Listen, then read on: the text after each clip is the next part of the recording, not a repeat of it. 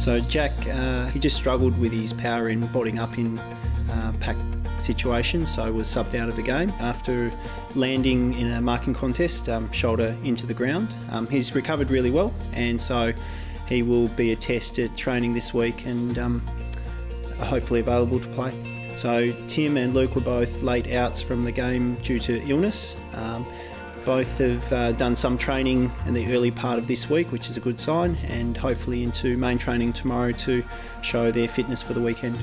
Jeremy has progressed through his functional build, which was what we were looking to sign off for his hamstring. So he's just got to train tomorrow and hopefully be available for the weekend.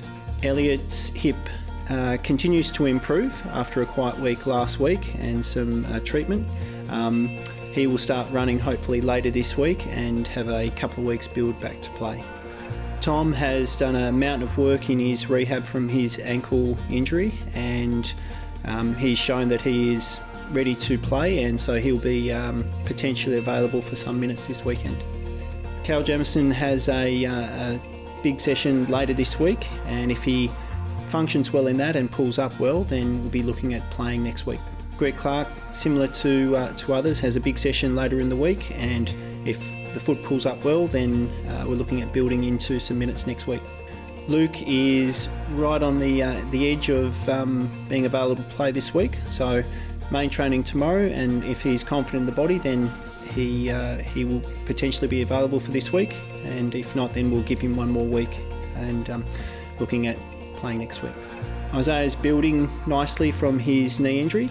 He's probably got another week or so of getting some conditioning building into his legs, so time on legs, and we're looking at him playing some minutes next week. Unfortunately for Zane, he had a collision in training and is going to had to miss the weekend, and due to the protocols will miss this weekend as well, but he's on track for next week. Samo is building nicely from his quad injury.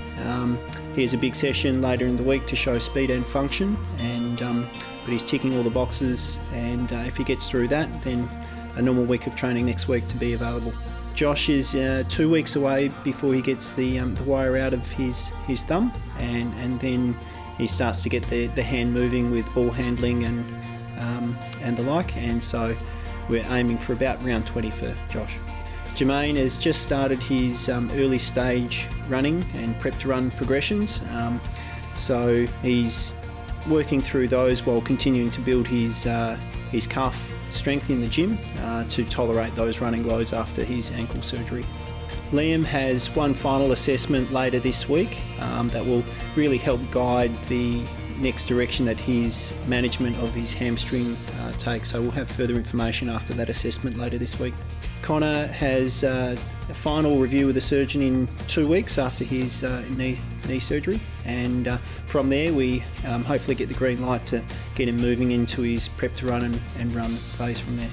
Kobe has progressed nicely, and there's potential, if he continues to progress this week, that he'll start his running after his hamstring surgery later this week. Harry continues to progress, albeit slowly, from his groin injury, and he will build through his running prep to run and running later this week, but with the time off that he's had, he's got a bit of conditioning build before we see him back playing.